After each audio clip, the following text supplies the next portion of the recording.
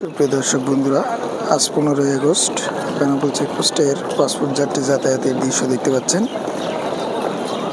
সরাসরি গাড়ির যাত্রী কিন্তু আপনারা দেখতে পাচ্ছেন যে বেনাপোল ইমিগ্রেশনে প্রবেশ করার জন্য তারা কিন্তু প্রসেস করা হচ্ছে। দেখতে পাচ্ছেন আজকের সরাসরি গাড়ির যাত্রী।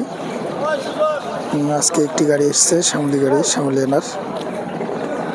গতকালকে দুইটি গাড়ি ছিল, সোয়াদ এবং শ্যামলী এনার। আজকে শুধুমাত্র শ্যামলী এনার পরিবহন এসছে বেনাপোল চেকপোস্টের। আজকে শুক্রবারের প্রথম সকালের দৃশ্য আপনারা দেখতে পাচ্ছেন।